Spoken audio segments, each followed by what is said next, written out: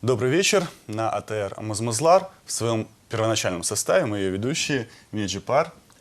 И Осман Пашаев. А сегодня у нас в гостях Русфет Кадыров, блогер, гуру социальных сетей, человек, который поможет вам самовыразиться в этих лавинах, в этих волнах информационного пространства. Добрый вечер. Здравствуйте. Шкель для нас. Русфет, а теперь нам сразу объясните, как там не потеряться людям в Фейсбуках, Одноклассниках, Контактах, Твиттерах, Ютубах и прочем мире. Люди регистрируются, попадают и первоначально замирают. Ну, сначала нужно читать. Все, что правила, все это прописано в любой социальной сети, это нужно читать. То есть перед тем, как регистрироваться, нужно прочесть, там такая есть соглашение. И обычно мы пропускаем. И потом, который заканчивается «я согласен». Да, я согласен. Обычно мы его не читаем. Да. Это самая, большая ложь в интернете. Я согласен, и никто практически не читает. Но это самое первое, что нужно прочесть. Ну и с этим связано очень много интересных сайтов, на которых можно прочитать, как себя вести, блогов тех же самых про социальные сети. Ну вот пример, недалеко ходить не надо. Я совершенно недавно коллегу вытащил из Одноклассников в Facebook, потому что, да, это было. Я заметил динозавр после переезда в виртуальный. Крым, вот я только последние полгода здесь, что очень много людей в Одноклассниках, и те группы, которые я забросил еще году в 2008-2009, они растут вот вдруг неожиданно, что это какое-то отставание социальных сетей, где, как, что, вот какие тенденции, что сейчас растет, что умирает, что не умирает, и кто где вообще. Тенденция, это как бы мировая тенденция. Даже не мировая, а в частности Украина отстает от той же Москвы на год, на 2 даже. А То есть Москва... мы на 2 года отстаем Как по... подсчитывается это? Ну, это образно так. Умозаключение такое, что и Москва где-то отстает вообще от Запада, тоже еще на 2, на 3. И то, что было популярно раньше на Западе, теперь постепенно приходит к нам, в том числе и социальные сети. То есть, А что популярно в социальных сетях нынче? развлекательный контент. Ну, люди приходят в основном в социальную сеть, чтобы расслабиться, пообщаться, с кем-то познакомиться. То есть такой развлекательного характера контент более популярен. Вот вы как блогер, да, то есть у вас есть ваш блог, расскажите о нем и как вы заманиваете твиттерян, фейсбукеров, одноклассников и прочих марсиан к себе. Одноклассники вы уже убили, как явление. Не, почему? Они живут, то есть развиваются, даже там Mail.ru Group там активно их продвигает, рекламы, там все. Это дело развивается. А как блогер, у меня никогда не стояла задача привлечь много там людей, чтобы меня читало, стать каким-то популярным человеком. Никогда... Подождите, ну не лукавьте. Вы сами написали, что вы учите людей, как достигнуть, например, 1000 фолловеров в Твиттере. Ну, в Твиттере это такой Фолловеры язык, это последователи. последователи Твиттера для того, чтобы зарабатывать на этом деньги. Да? То есть это Ну, уже бизнес. это в Твиттере, но не надо путать микроблог и просто блог, который я веду, rusfet.com. Это не микроблог. Туда я не привлекаю людей, ну, как бы именно не стояла цель, вот там за какой-то промежуток времени 1000 человек собрать читателей. А на микроблог раньше была задумка, чтобы, ну, на Твиттер привлечь больше людей, там как-то больше активность, чтобы была. Ну, зарабатывать раньше получалось очень хорошо, а сейчас это как бы тема немножко умирает потихоньку. В Твиттере именно? Ну да, заработок на Твиттере. У вас 1500 последователей Да. сегодня, И да? что это за заработок? Да, вот мне сложно понять, 1000? например. Существуют биржи, которые позволяют продавать эти твиты. Но на своем личном аккаунте я уже практически не зарабатываю. Это очень редко, когда просят разместить. Я просто по-дружески могу разместить какой-то твит или какую-то информацию. А на других у меня просто помимо основного аккаунта есть еще много других. На них я зарабатываю периодически на продаже твитов, рекламы. Сегодня многие медиа, и вот мы заинтересованное лицо здесь, мы медиа, да, но мы старая медиа в смысле телевидения, да, считается старым медиа, которые все идут в интернет и пытаются работать в социальных сетях. Ну, у кого-то это получается хуже, у кого-то лучше. На ваш взгляд, телевидение это умирает или телевидение с социальной сетью будут просто сотрудничать? И телевидение будет создавать контент для социальной сети? Квинтэссенция. Это перерастет в нечто другое. Вот как по себе могу судить, я уже 7 лет не смотрю телевизор практически вообще. У меня в жилище, там, где я живу, нету телевизора, в принципе. Вот это поколение новых людей, которые не смотрят телевизор, но которым телевизионный контент попадает периодически на глаза через Контент социальные сети. через YouTube, в частности. Но, опять-таки, формат немножко не тот.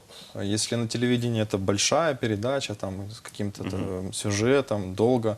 Люди в интернете очень ленивые, и им как бы лень смотреть это очень там полчаса, это же вообще кошмар, это потратить столько времени. 3 минуты это самый как бы оптимальный формат. Если И телевидение... 140 знаков в Твиттере, да? Да, ну да. Если это все перетечет в этот формат, то есть в формат 3 минут там максимум, то это будет жить и дальше. И вот если телевидение так трансформируется. Представь себе новости за 3 минуты. Все. Трехминутный заман. Ну вот Твиттер примерно так и выглядит. То есть если я там отвлекаюсь на час, то какое-то количество таких появляется поток, это невозможно даже прочитать. Как это работает? Как живут твиттеряне вообще? Это какая-то особая структура мозга. Для меня это еще не очень понятно. Да, У меня- среди птички, я отстаю, там, у меня головной там мозг. еще нету, и я там фолловер, я за 300 фолловлю, и у меня там 16-20. Но это не результат нескольких дней, там, как бы, хотя аккаунту 2 Ну, года. на самом деле я читаю только тех людей, которых знаю лично. Ну, и познакомился где-то и общался. Ну, это вот такой микроблог, в котором происходит, кто-то почесал ногу, вот, и написал об этом в Твиттере. Это да? самое распространенное как бы мнение о Твиттере. На самом деле это удобный формат распространения информации.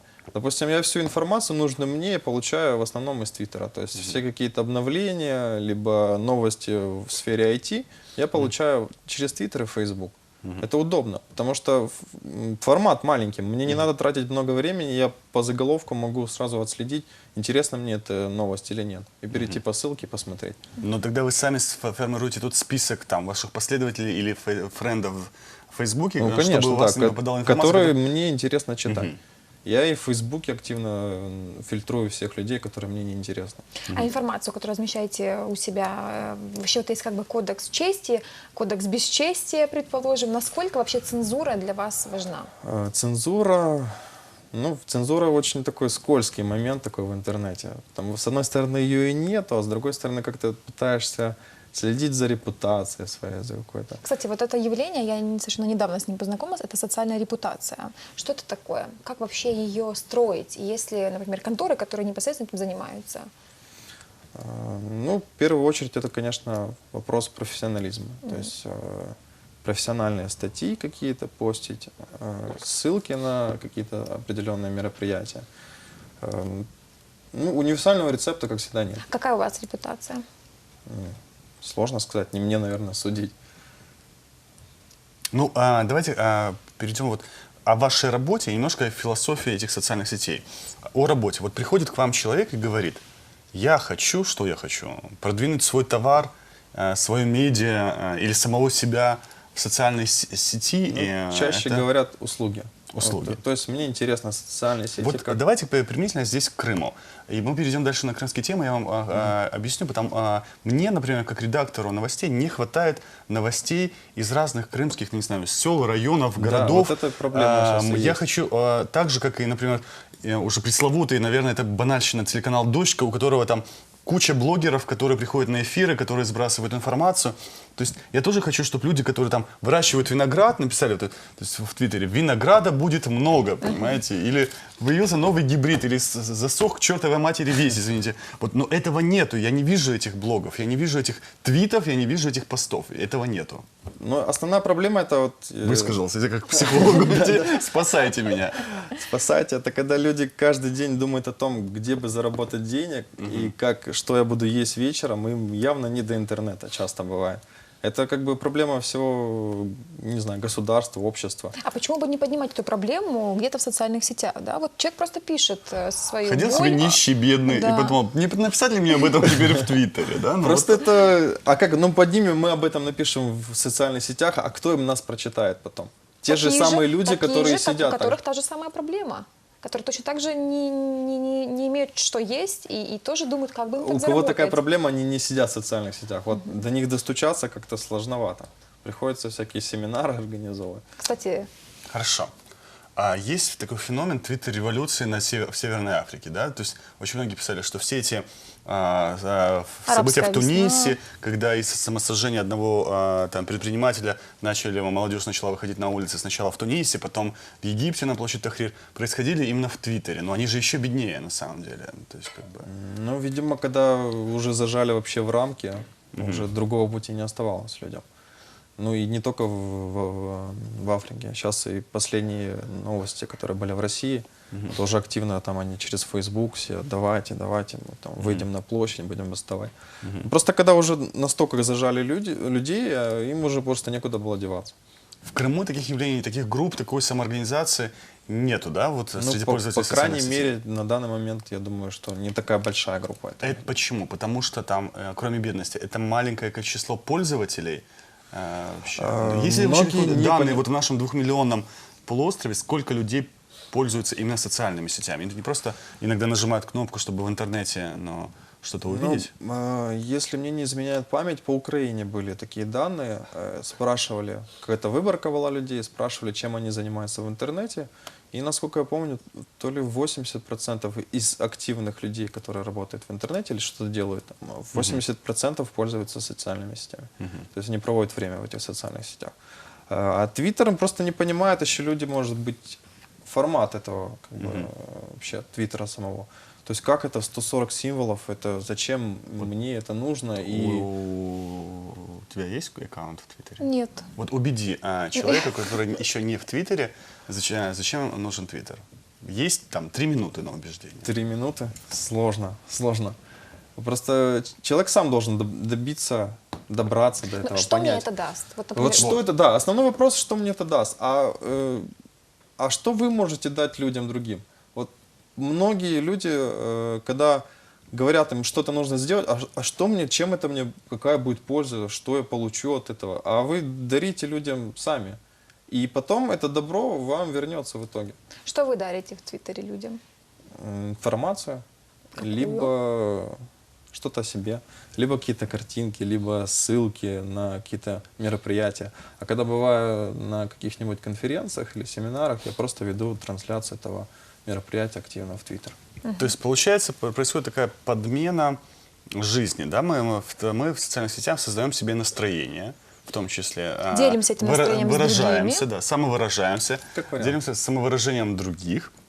И нам можно не встречаться уже с людьми, там, даже уже не созваниваться можно. То есть, Твиттериться. Да, то есть Затвитил, да. И все. И как бы мы такие должны прилепиться к пальцам какого-то мультитачскрина и вот так вот ходить с айпадом, с телефоном. Ну, в итоге станем роботами. Да, там, если в итоге станем роботом. Вот куда мы движемся, вот как люди тогда? Ну, просто вот это, я бы не сказал бы, что это замена жизни. Это как другая форма для коммуникации.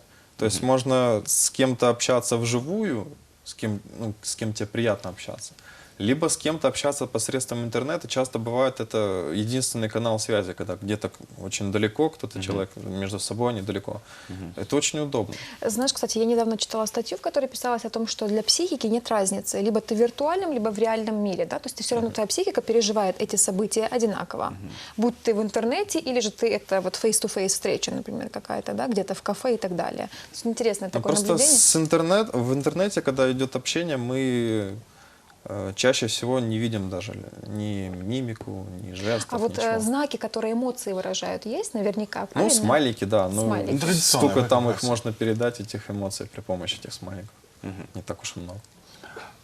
Может такой параноидальный вопрос, но тем не менее, есть такое ощущение свободы самовыражения в социальных сетях, в интернете. Мы же все прекрасно понимаем, что не только у социальных сетей, как порталов, но даже у всего интернета есть организации, которые распределяют доменные имена, и это уже контроль, да, то есть как бы есть владельцы социальных сетей, и завтра он решает просто ее закрыть, и что происходит с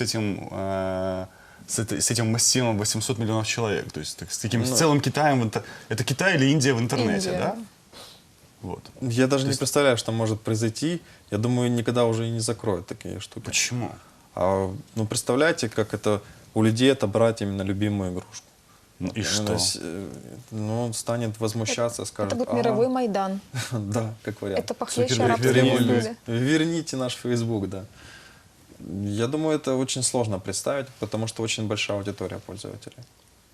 И Ну, вот произошло как-то- цунами, залило все серверы случайно, даже дублирующие по всему миру, вот именно Ну, Facebook цунами всё- это да, чтобы залило все серверы, я думаю, многие люди пострадают, и там будет явно не до интернета. Вот. Ну, залило серверы, а потом отлило, и все. И нету. И вот нет, данных не сохранилось. Цукерберг ни при чем. Нету, все, нет. Что-то Не- будут думать. Что есть после, да? Какая жизнь после? То есть Ну, это уже, аналоги, да. это уже катастрофический, это уже такой апокалиптический даже вариант развития событий, да, уничтожение социальной сети сегодня. И перетечет в другой формат. Придумают что-то свое другое. Или аналогичное создадут тут же с нуля. Но по-любому нужно что-то будет, замена какая-то должна быть у людей. Часто уже социальная сеть это как зависимость некая. И уже психологи тоже бьют тревогу. Люди, вы Кстати, же вот о психи. проживании... Психи, что вот это мне А, этот да, момент о психи- интересен. ну, да, с Маной да. о психах То есть всегда есть, интересно слушать. Ну, часто даже есть мнение о том, что социальные сети и сидение там постоянно, взаимодействие с ними, это уже сродни алкоголизму некому. Мгм. Вот вы сколько часов проводите в социальной сети? Ой, я много провожу, потому что это работа моя основная. То есть вы такой социальный алкоголик. Виртуальный Виртуальный. алкоголик, да? Да. Ну, это связано с моей работой, я очень много провожу времени. Ну, сколько процентов? Ну, вот Ну, в день Всё время не на меньше работе? 8 часов, потому что 8-часовой рабочий день. И я постоянно в онлайне нахожусь. Ну, это как бы предписано, я должен это делать. А как относитесь к идее создавать виртуальную семью, например? Кстати, виртуальная жена, не отходя от кассы, можно общаться с ней. Виртуальный ребенок, например. Я думаю, нет. Нет? Ну, по крайней мере, всякие Симпсонов я тоже не играл никогда. И виртуальная семья — это что-то такое не очень интересное для меня, по крайней мере. А насколько такая тенденция вообще в дальнейшем будет иметь развитие, как вы считаете? То есть люди Всё равно- такие ленные создания, которым уже даже вот они все имеют в таком своем виртуальном мире, да, и семья, и дом, А и как всё, же что такие вот интимные отношения? Все равно виртуально Я не- думаю, что не- это вопрос решаемый тоже. Ну, я не думаю, что это в ближайшее время все решится, потому что основная такая движущая. То есть вы не Всё верите в это? Ну, я не верю на данном этапе, буквально, не знаю, еще лет 100 такое, наверное, не произойдет. Не заменит это всё. А была попытка года 3 назад создать крымско-татарскую социальную сеть, даже, по-моему, не одна. Как вы думаете, почему это все провалилось, не удалось? Может быть, за счет задумки. Ну, вот объединять людей только по национальному признаку. я А думаю, вот не там самое в хорошее. Израиле, по-моему, есть попытка тоже такую кошерную Кошерную сеть, так, чтобы мужчины и женщины в отдельных сетях, по-моему, тоже не очень срабатывает. Ну, я думаю, да. Просто люди не любят рамки. Вот когда их в какие-то рамки заключают, это вот как-то давит психологически. И различия именно, делить вот именно по национальному признаку, я думаю, это не сильно хорошо. Нет, ну известно, что в Фейсбуке блокируют аккаунты. Вот в Твиттере это происходит, например. Есть Да. цензура. Как выглядит цензура в сетях. в сетях, да? В Твиттере блокируют аккаунты за масс-фолловинг. Такое понятие есть, когда за большим количеством людей ты при помощи определенных программ начинаешь следить. За это тоже. Как бы, ну, это считается как накрутка и обход именно правил социальных сетей, именно Твиттера. И блокируют аккаунт. Были случаи, когда блокировали, по-моему, недавно политиков. Боюсь ошибиться со страной, но в какой-то стране блокировали политические какие-то твиттер-аккаунты, которые именно вели не те люди. Просто можно зарегистрироваться под любым именем и вести такую пропаганду какую-то. За это тоже как бы были наказаны они. Но, тем не менее, массово существуют клоны, особенно в такой социальной сети, как ВКонтакте, клоны, ну, то есть разных людей. Сама социальная сеть борется с этим. Там, и в Твиттере имеется верификация аккаунта. Правда, ее пройти, по-моему, очень сложно. Где-то в США, по-моему, это все делается. Кстати, у Вакарчука тоже верифицированный аккаунт. И чтобы это сделать... То есть верификация, это для зрителей поясню, подтверждение... Ну да, то, что я именно являюсь тем человеком, под которым я зарегистрировался, именно с именем таким. А какой бывает юмор у блогеров? Ну, да, может быть, есть что-то любимое из последнего, то есть... Не знаю, юмор самый разнообразный. Блогеры те же самые люди, они ничем не отличаются, я думаю. Ну, это как есть медицинский юмор, например, да? Какие-то Ну, шутки это в друг сфере про IT, друга. конечно, да. Все про компьютеры, все про интернет, это в основном про это все делает. Ну вот вы можете про нас натестировать, но уровень усталости, да, вы рассказываете нам шутку и Будет смотрим за высоким. мышцами нашего лица, насколько они меняются. Цифровые мышцы, да? Ну, это сложно. Обычно, когда вот говорят, пошути что-нибудь или расскажи что-нибудь такое, сразу и не вспомнишь. Тему надо какую-то там или подводку какую-то. Потому что пошутить так сразу. Хорошо, шутить не будем, тогда расскажите нам про этику. Есть ли этика во взаимоотношениях между блогерами? То есть вот какой-то кодекс свой, распоряджение, что-то такое. Кодекс. Чего не может позволить себе блогер, предположим? Или он Да опять, всё может как вы сказали, позволить. без Да, я рамок? думаю, То есть да. рамок Это- нет, это Рамок внутренняя полная никаких свобода. нет, а правила морали, как бы, они в обычном обществе никто не отменял. Так же и здесь. Добропорядочность. Вы мне ответили, вы тренер, вас называют гуру, к вам даже сотрудники Яндекса ходят на Сотрудники какие-то Яндекса. на эти Семинары и я тренинги. слышал, да. Вот задача. Надо вырастить среди крымских татар, нам как каналу крымско-татарскому, среди крымских татар в разных отраслях блогеров, да, которые будут постить и, соответственно, нас как медиа информировать. То есть мы вот нам нужно это взаимодействие. Как их выращивать? То есть как рассаду выращивать фиде, мы все Да. понимаем, да, это национально. Как Ну. выращивать блогеров, пока не очень. Сложно. Вот сложный вопрос в плане того, что мотивация должна быть какая-то у людей. То есть их нужно чем-то мотивировать, чтобы они каждый день этим занимались. А чем, как вы думаете, можно их мотивировать? Ну, Ну вот давайте. какой-то идеей. Вот, Ну, понятно. А Можно какой? как вариант какая-то идея. Поднимем там, не знаю. Сложно. Либо, если Хорошо. не Вот идею так. брать, то Масса, может быть вот деньгами. попробуем. Мы очень сейчас структурируем, сегментируем даже.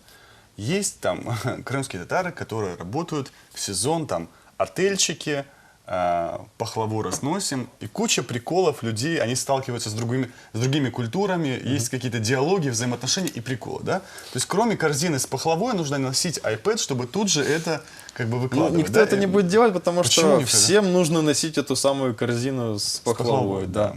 И люди там в 4 утра встают или даже раньше и едут на этот ЮБК, чтобы продавать эту пахлаву. Просто То нет... есть мы никогда не увидим этих людей в социальных сетях. Может быть, и это будет, но даже, скорее, даже не они будут сами, а может быть, их дети там. А вот моя мама поехала там и рассказывала такую историю. Если более молодое поколение, просто легче обучить этому всему делу. И чтобы они записывали. Кстати, это было бы интересно, какой-нибудь блог, сайт, который рассказывал про эти трудовые Кстати, теперь будни. вот помимо вот этих вот рубрик, которые SEO, ШМЕО, да, жизнь, НАХ, Так, мануалы подожди, для подожди. новичков, появится пахлава Вот или что-то вроде. Сейчас просто получился сумбур. Это личный блог да. Русфета Кадырова, у которого есть разные рубрики. Тут да, вот. рубрики всевозможные. Е-коммерция, конференции, паутина соцсетей, жизнь НАХ. Кстати, что это такое? Жизнь нах. Да. Ну, это я не закончил фразу. Ну что, не понял, всем.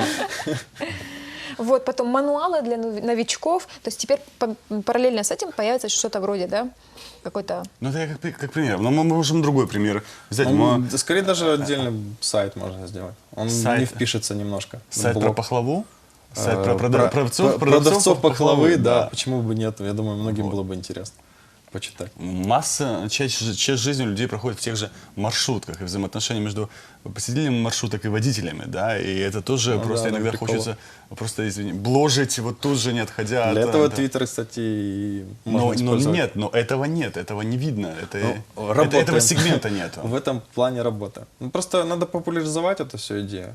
Донести людям, что это интересно, это полезно, это нужно. И как-то вот основная как бы мотивация должна быть. Вот сложно мотивировать. Кто сейчас приходит на эти тренинги и какой разрез, Основная контингент аудитория — это люди, которые уже либо имеют бизнес, либо хотят его иметь и видят новые каналы для продвижения своего какой бизнеса. это бизнес, Э, например? Больше заинтересованности, наверное, с туристической отраслью. То есть объекты какие-то размещения, туроператоры. В основном это вот аудитория, которая уже поняла, что интернет — это хорошая вещь, это хороший канал для продаж, нужно этим пользоваться. То есть просто сегодня создать страничку, визитку, вот есть такой отель, и вот телефон, она Приезжайте сюда. не работает, да? Нет, То есть, ну она не сработает, если ничего с ней больше дальше не сделать. Что можно с ней сделать? Куча всего, всяких методов продвижения. Выкладывайте. SEO, Шмео. Шмео и прочее, да, радости жизни интернета. Ну, каналы продаж, просто можно именно контекстную рекламу тоже можно взять как инструмент. То есть различные инструментарии в интернете очень много. Они очень похожи на оффлайн рекламу. Те же билборды, сетилайты, все можно найти именно в Хорошо. интернете. Оцените вот местные медиа наши, крымские, как они работают с социальными сетями. Плохо. Вот у меня все время... Давайте я весь с ним- диагноз. По-моему, ставьте. она болеет Давайте всё. честно. Да, ну, я просто с ними Мы не даже можем, вот как-то- у меня ощущение, вот, ой, что тяжело. Мы с вами вне эфира говорили легче и задорнее даже, и особенно там в социальных сетях, чем здесь. Просто у нас такие вот терки были со всеми нашими социальными, ну, вот, медиа, да. Мы очень часто приводим их в методы работы на конференциях. Говорим, ребята, так делать не надо. Ну вот, а можно какие-то конкретные примеры? Вот как делать Я не просто не надо? хочу никого обижать, потому что как бы Ну, это давайте некрасиво. пообижайте Но это нас. тоже Вот вы у опыт, нас, да. и вы нас пообижаете. Вот, ну. Не могу обижать, потому что я не видел примера ваших работ в социальных сетях, честно Чьи говоря. примеры вы видели? То есть у нас существует группа, на самом деле, по-моему, Группа в ВКонтакте. Да, у нас в Фейсбуке есть. В Фейсбуке и в Фейсбуке, и ВКонтакте. Просто я когда-то заходил, может быть, даже и на нее, на ТРовскую группу. Вот помимо национальной возни я там ничего не увидел, если честно. Что нужно, кроме национальной возни? Медиа, какой-то контент, который будет интересен. Что Ну, интересно вам, предположим? Мне как интересно пользователю? IT. Мне интересно все, что связано с интернетом и с информационными технологиями. Подождите. в целом.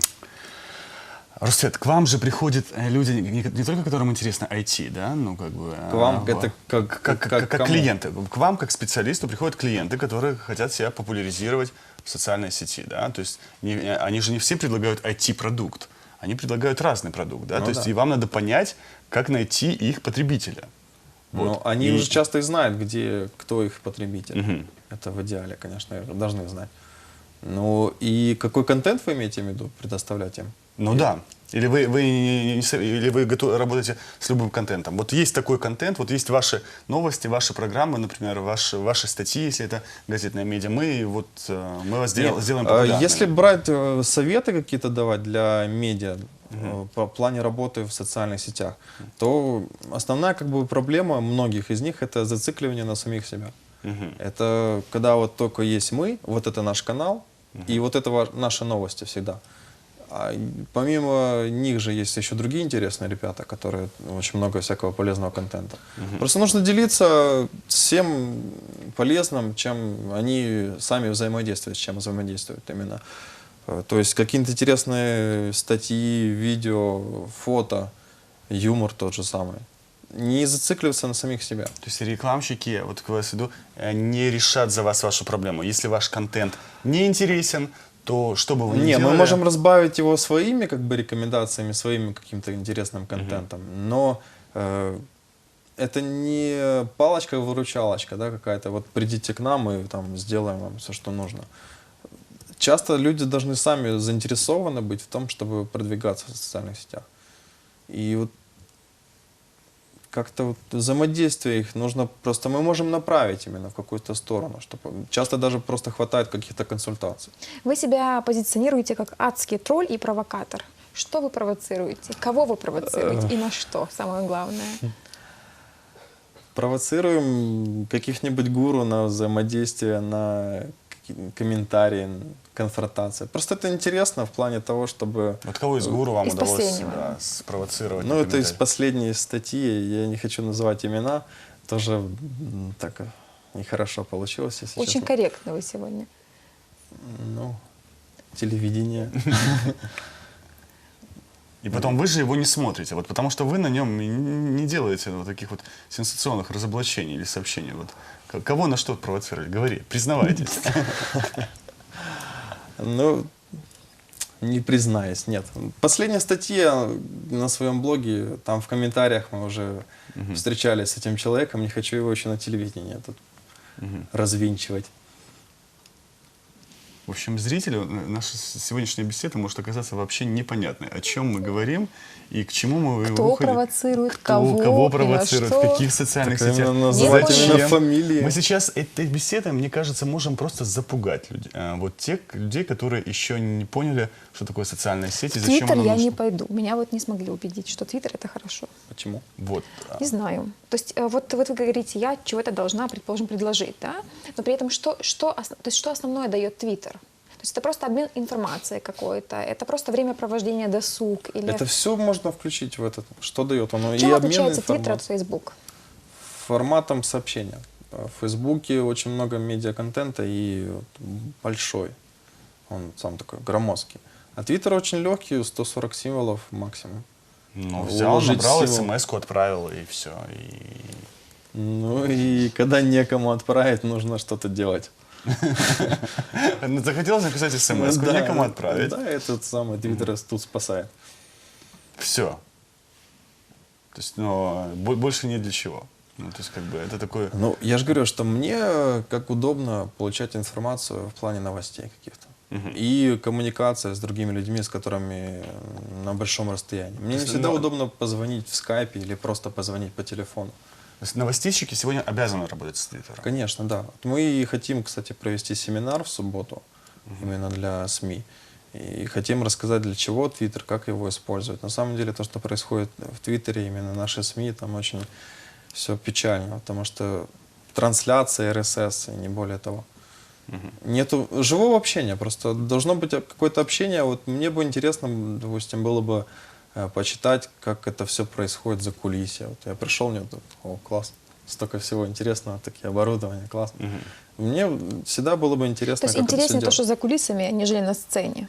Да, ну я думаю, всем людям в этом плане заинтересованы. То есть да, я теперь начинаю понимать. Интересно не то, как это выглядит на экране, а что Как было это вокруг делается, этого. да. Мне интересно не то, что на сцене театра, а сколько интриг было вокруг получения той или иной роли или еще чем-то. Может да? быть, уже просто устали от этого всего, потому что телевидение давно уже, и хотелось бы заглянуть, а что там сзади. Это был Русфет Кадыров, который привлекает людей узнавать через социальные сети, что там сзади. Если вы что-то поняли из этого разговора, ищите, в том числе и наш канал в социальных сетях, в И Фейсбуке. пишите на блог Русфета, что там сзади, если Да, вам ходите удалось на узнать. семинары, развивайтесь. Мне пока не все понятно, для чего это нужно. Спасибо.